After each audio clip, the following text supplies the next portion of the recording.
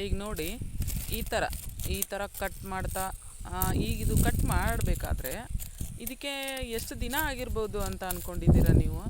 ಇದು ಸುಮಾರು ನಾವು ಕಟ್ ಮಾಡಲಿಕ್ಕೆ ಹೋದರೆ 45ರಿಂದ 55 ಸುಮಾರು 60 ದಿನಗಳವರೆಗೂ ಕೂಡ ನಾವು ಕಟ್ ಮಾಡ್ಬೋದು. ಆದರೆ 45 ದಿನಕ್ಕೆ ಕಟ್ ಮಾಡಿದರೆ ಸಣ್ಣ ಸಣ್ಣ ಗಿಡ ಇರುತ್ತವೆ, ಒಂದೇ ಒಂದು ಕವಲಿರುತ್ತೆ, ಒಂದೇ ಮೇನ್ ಕವಲಿರುತ್ತೆ. ಮೇನ್ ಕವಲನ್ನು ಕಟ್ ಮಾಡ್ಬೋದು. ಆದರೆ ಮತ್ತೆ 15 ದಿನ ಬಿಟ್ಕೊಂಡು ಮತ್ತೆ 15 ದಿನ ಬಿಟ್ಟು ಆ ಮೇನ್ ಕವಲನ್ನು ಬಿಟ್ಟು ಮಿಕ್ಕ ಕವಲುಗಳೆಲ್ಲ ಸಮನಾಗಿ ಬಂದಿರುತ್ತವೆ. ಸುಮಾರು 5ರಿಂದ 6 ಕವಲುಗಳು ಒಂದು ಗಿಡದಲ್ಲಿ ಒಂದು ಸಸಿನಲ್ಲಿ ಬಂದಿರ್ತವೆ. ಆ 5ರಿಂದ 6 ಕವಲುಗಳನ್ನು ನೆಕ್ಸ್ಟ್ ಟೈಮ್ನಲ್ಲಿ ಮತ್ತೆ ಕಟ್ ಮಾಡ್ಬೋದು. ಇಲ್ಲ ಅಂದರೆ ಬೇಡ, ನಮಗೆ ಕೆಲಸ ಆಗಲ್ಲ ಅಂದರೆ ಒಂದೇ ಕವಲದಿಂದನೂ ಬಿಡ್ಬೋದು. ಆದರೆ ಈ ಸದ್ಯಕ್ಕೆ ನಾವು 45ರಿಂದ 50 ಒಳಗಡೆ ಕಟ್ ಮಾಡಬೇಕಾಗಿತ್ತು. ಆದರೆ ಸುಮಾರು ಟೈಮು ನಮಗೆ ಸುಟೇಬಲ್ ಆಗಲಿಲ್ಲ. ಅದಕ್ಕೆ ಕಾರಣ 55 ದಿನಗಳವರೆಗೂ ನಮಗೆ ಟೈಮ್ ಇದೆ ಕಟ್ ಮಾಡಲಿಕ್ಕೆ. ಸ್ವಲ್ಪ ಗಿಡ ದೊಡ್ಡ ಆಗ್ತವೆ, ಆ ಕವಲುಗಳು ಜಾಸ್ತಿ ಸಿಗ್ತವೆ. ಒಂದು ಮೇನ್ ಕವಲ್ ಇದು ಮೇನ್ ಕವಲ್ ಇದೆ. ಇದ್ರ ಸಹಿತ ಇಲ್ಲಿ ಸಣ್ಣ 2-3 ಕವಲ್ಗಳು ನಮಗೆ ಸಿಗ್ತವೆ. ಆದರೆ ಹೇಳಬೇಕಂದ್ರೆ ಈ ದೊಡ್ಡ ಕವಲ್ ಮಾತ್ರ ನಾವು ಕಟ್ ಮಾಡಬೇಕು. ಆದರೆ ಸಣ್ಣ ಕವಲ್ ಕಟ್ ಮಾಡಬಾರ್ದು. ಆದರೆ ಮಾಡಲಿಲ್ಲ ಅಂದರೆ ನಮಗೆ ಮತ್ತೆ 2 ದಿನ ಅಥವಾ ಒಂದು 4-5 ದಿನದಲ್ಲೇ ಮತ್ತೆ ಕಟ್ ಮಾಡಬೇಕಾಗತ್ತೆ.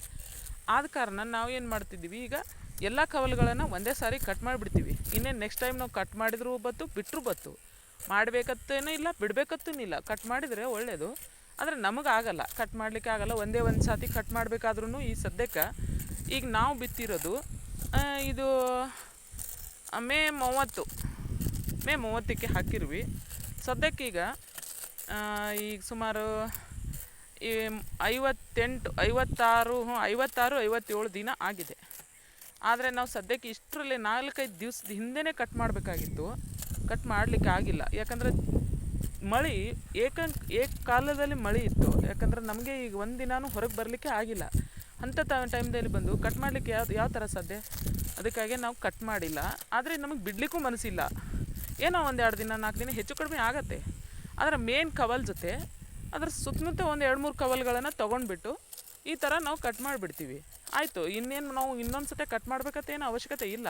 ಯಾಕಂದರೆ ಮೇನ್ ಕವಲ್ ಮಾತ್ರ ಕಟ್ ಮಾಡಿದ್ದೀವಿ ಅಂದರೆ ಇನ್ನೊಂದು ಕವಲ್ ಇನ್ನೊಂದು ಸತಿ ಕಟ್ ಮಾಡ್ಬೋದಿತ್ತು. ಆದರೆ ನಾವು ಲೇಟಾಗಿ ಕಟ್ ಮಾಡೋದ್ರಿಂದ ಇನ್ನೇನು ನಾವು ಕಟ್ ಮಾಡೋ ಅವಶ್ಯಕತೆನೇ ಇಲ್ಲ ಅಂತ ಅನಿಸ್ತತ್ತೆ. ಆದರೆ ಕಟ್ ಮಾಡಿದ್ರೂ ಮಾಡಬಹುದು, ನಮಗಾಗಲ್ಲ, ಬಿಟ್ಟಿರ್ತೀವಿ. ಆದರೆ ಇದರಿಂದ ನಮಗೆ ಏನು ಪ್ರಯೋಜನ ಅಂತ ಅಂದ್ಕೊಂಡ್ರೆ, ಈ ಸದ್ಯಕ್ಕೆ ಗಿಡಗಳು ಈ ಕುಡಿಯನ್ನು ಚಿವುಟ್ಲಿಲ್ಲ ಅಂದರೆ ಏನಾಗ್ತದೆ ಅಂದರೆ ಸೀದಾ ಹೋಗಿ ಈ ಮೇನ್ ಕವಲ್ ಏನಿದೆಯಲ್ಲ, ಈ ಮೇನ್ ಕವಲ ಹೈಟಾಗಿ ತನ್ನ ಬರೋ ಎಲ್ಲ ಶಕ್ತಿಗಳನ್ನು ಗಿಡಕ್ಕೆ ತಾನೇ ಹೀರ್ಕೊಂಡು ಬಿಡ್ತದೆ. ತಾನೇ ಹೀರ್ಕೊಂಡು ಏನಾಗುತ್ತೆ, ನಾನೇ ಹೀರೋ ಅನ್ನುವಂಗೆ ತೋರಿಸ್ತದೆ. ಅಲ್ಲಿ ಏನಾಗುತ್ತೆ, ಒಂದು ಸ್ವಲ್ಪ ಕಾಯಿ ಆಗುತ್ತವೆ. ಈ ಸಣ್ಣ ಕವಲ್ಗಳಿಗೆ ಕಾಯಿ ಆಗಲ್ಲ, ಶಕ್ತಿ ಇರಲ್ಲ. ಅದಕ್ಕೋಸ್ಕರ ಏನಾಗುತ್ತೆ, ಆ ತನ್ನನ್ನು ತಾನು ಕಾಪಾಡಿಕೊಂಡು ತನ್ನಲ್ಲೇ ಏನು ಸಿಗುತ್ತೆ ಅಷ್ಟೇ ನಮಗೆ ಇನ್ಕಮ್ ಸಿಗೋದು. ಈ ನಾವು ಕವಲ್ಗಳನ್ನು ಕಟ್ ಮಾಡೋದ್ರಿಂದ ಏನಾಗ್ತವೆ, ಎಲ್ಲ ಕವಲುಗಳು ಸಮನಾಗಿ ಬರ್ತವೆ. ಸಮನಾಗಿ ಬಂದು ಅಂದ್ರೆ ಎಲ್ಲನೂ ಏನು ಮಾಡ್ತವೆ, ಗೊಬ್ಬರ, ನೀರು, ಆಮೇಲೆ ಎಲ್ಲ ಒಂದೇ ಟೈಮಿಗೆ ತಗೋತವೆ. ಒಂದೇ ಟೈಮಿಗೆ ತೊಗೊಂಡು ಒಂದೇ ಥರ ಬೆಳ್ಕೊಂಡು ಬಂತವೆ. ಹೆಚ್ಚು ಕಮ್ಮಿ ಹೂವು ಆಡೋ ಟೈಮ್ದಲ್ಲಿ ನೋಡಿದರೆ ನಾವು ಕವಲ್ ಒಡೆದಿರೋಂಥ ಇದು ಕುಡಿ ಚೀಟಿರೋಂಥ ಗಿಡಗಳು ಸೇಮ್ ಹೂವು ಸೇಮ್ ಕಾಯಿ ಇರ್ತವೆ. ಆದರೆ ನಮಗೆ ಈ ಕುಡಿಯನ್ನು ಚಿವುಟ್ಲಾರ್ದೆ ಇರೋವಂಥ ಗಿಡಗಳು ಮೇಲೆ ಏನು ಹೋಗಿರುತ್ತಲ್ಲ, ಮೇಲೆ ಹೋಗಿರೋವಂಥ ಕವಲು ಫಸ್ಟಿಗೆ ಕಾಯಿ ಆಗತ್ತೆ. ಹೂ ಬಿಟ್ಟು ಫಸ್ಟಿಗೆ ಕಾಯಾಗಿ ಫಸ್ಟಿಗೆ ಒಣಗತ್ತೆ. ಆದರೆ ಈ ಕೆಳಗಿರುವಂಥ ಸಣ್ಣ ಪುಟ್ಟ ಕವಲುಗಳು ಕಾಯಿ ಆಗೋದು ಕಾಯಾಗಿ ಲೇಟಾಗಿ ಒಣಗ್ತವೆ. ಅದಕ್ಕೆ ನಮಗೆ ಇಳುವರಿನೂ ಸರಿಯಾಗಿ ಬರಲ್ಲ. ಆದರೆ ನಮಗೆ ಔಷಧ ಹೊಡೆಯೋ ಟೈಮ್ದಲ್ಲಿ ಆ ಒಣಗಿದ ಕಾಯಿ ನೋಡಬೇಕಾ, ಅಥವಾ ಇಲ್ಲಿ ಕೆಳಗೆ ಬಿಟ್ಟಿರೋವಂಥ ಹೂಗಳನ್ನು ನೋಡಬೇಕಾ? ಏನು ನೋಡಬೇಕು? ನೀರು ಹಾಸಬೇಕಾದ್ರೂ ಹಾಗೆ ಆಗುತ್ತೆ, ಔಷಧ ಹೊಡಿಬೇಕಾದ್ರೂ ಹಾಗೆ ಆಗುತ್ತೆ. ಏನು ಮಾಡಬೇಕು? ಆಮೇಲೆ ನಮಗೆ ಕೆಲಸ ಮಾಡೋಕ್ಕೆ ಯಾವ ರೀತಿ ಮಾಡಬೇಕು ಅಂತ ಅರ್ಥನೇ ಆಗಲ್ಲ. ಅದಕ್ಕಾಗಿ ಇದೇನಪ್ಪ ಹೊಸ ಸುದ್ದಿ ಅನ್ನುವಂಗಿಲ್ಲ. ಯಾಕಂದರೆ ಮಾಡಿ ನಾವು ಆಲ್ರೆಡಿ ಮಾಡ್ತಾ ಇದ್ದೀವಿ. ಈ ವರ್ಷ ಅಷ್ಟಲ್ಲ, ಪ್ರತಿ ವರ್ಷವೂ ನಮ್ಗೆ ಎಷ್ಟಾಗುತ್ತೆ ನಾವು ಅಷ್ಟನ್ನು ಕುಡಿಯನ್ನು ಚಿವುಟೋ ಕೆಲಸನೂ ಮಾಡ್ತೀವಿ. ಆದರೆ ನಾವು ಮಾಡಿ ನೋಡಿದ್ದೀವಿ, ನಮ್ಮ ಕೈಯಾರಲ್ಲೇ ಮಾಡಿ ಸ್ವತಃ ನೋಡಿರೋದ್ರಿಂದನೇ ನಾವು ಹೇಳ್ತಿರೋದು. ಸುಮ್ಮನೆ ಏನೋ ಹೇಳಿ ಏನೋ ರೈತರನ್ನ ಹಾದಿ ತಪ್ಪಿಸೋ ತೆಗ್ದ ನಮ್ದಿಲ್ಲ. ಯಾಕಂದರೆ ಇಲ್ಲಿ ಏನಿದೆ ಅಂದ್ರೆ ಇದರಲ್ಲಿಂದ ಲಾಭ ಇದೆ, ಆದರೆ ನಷ್ಟ ಇಲ್ಲ. ಯಾಕಂದರೆ ನೀವು ಸ್ವತಃ ಅಷ್ಟು ಹೊಲಗಳನ್ನು ಎಲ್ಲ ನಿಮಗೆ ಮಾಡೋಕ್ಕೆ ಸಾಧ್ಯ ಇಲ್ಲ ಅಂದರೂ ಕೂಡ ನಿಮಗೆ ಎರಡು ಅಥವಾ ಒಂದು ಸಾಲ ಅಥವಾ 2 ಸಾಲ ಮಾಡಿ ಈ ವರ್ಷ ನೋಡ್ಕೊಳ್ಳಿ.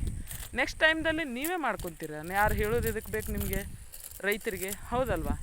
ಅದಕ್ಕಾಗಿ ನೀವು ಏನೇ ನಿಮಗೆ ಅನಿಸಿದ್ರೂ ಕೂಡ ಮಾಡಿ ನೋಡಬೇಕು. ರೈತರು ಯಾವಾಗಿದ್ರೂ ಮಾಡಿ ನೋಡಿ ಇಳುವರಿಯನ್ನು ತಕ್ಕೋಬೇಕು. ಯಾಕಂದರೆ ಕಷ್ಟ ರಗಡಿದೆ ರೈತರಲ್ಲಿ. ಏನೇ ಮಾಡಿದ್ರೂ ಕೆಲಸ ಕಷ್ಟ ಇಲ್ಲದೆ ರೈತರಲ್ಲಿ ಯಾವ ಕೆಲಸನೂ ಆಗಲ್ಲ. ಆದ ಕಾರಣ ಇಳುವರಿಯನ್ನು ತಕ್ಕೊಳ್ಳೋವಂಥ ಕೆಲಸ ಮಾಡಬೇಕು. ಈಗ ನಾವು ಮಾಡಿದ್ವಿ, ಸ್ವತಃ ಮಾಡಿ ನೋಡಿದ್ವಿ.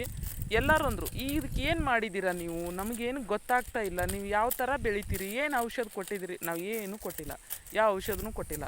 ಎಲ್ಲರೂ ನಾರ್ಮಲಾಗಿ ಹೆಂಗೆ ಇರ್ತಾರಲ್ಲ ಅದೇ ಥರ ನಾವು ಇರೋದು.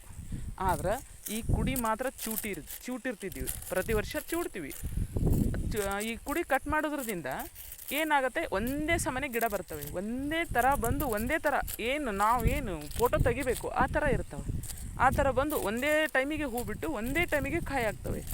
ನಾವು ಔಷಧ ಹೊಡಿಬೇಕಾದ್ರೆ 2 ಸತ ಹೊಡೆದು ಸಾಕಾಗ್ತೈತಿ. ಯಾಕಂದ್ರೆ ಹಿಂದೆ ಎಳಿಕಾಯಿ ಇರಲ್ಲಲ್ವಾ? ಅದಕ್ಕಾಗಿ ಒಂದೇ ಟೈಮಿಗೆ ಒಂದೇ ಥರ ಬಂದಿರೋದ್ರಿಂದ ನಮ್ಮ ರೈತರಿಗೆ ಬಹಳ ಬಹಳ ಅನುಕೂಲ ಆಗುತ್ತೆ. ಮತ್ತು ಇಳುವರಿನೂ ಕೂಡ ಹೆಚ್ಚಾಗುತ್ತೆ. ನಿಮಗೆ ಕಷ್ಟ ಅಂತ ಅನ್ನೋದಕ್ಕಿಂತ ಒಳ್ಳೆ ಸುಲಭವಾಗಿ ನೀವು ಮಾಡ್ಕೋಬೋದು. ಯಾಕಂದರೆ ನೀವು ಈ ಕಟ್ ಮಾಡೋದಕ್ಕೆ ಶಾಣೆತನ ಮಾಡ್ತೀರಿ ಅಂದರೆ ಮುಂದೆ ನಿಮಗೆ ಔಷಧ ಹೊಡೆಯಲ್ಲಿ 1 ಅಥವಾ 2 ಸತಿ ಜಾಸ್ತಿ ಹೊಡಿಬೇಕಾಗತ್ತೆ.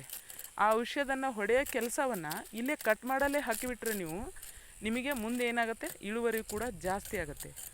ಹೌದಲ್ವಾ?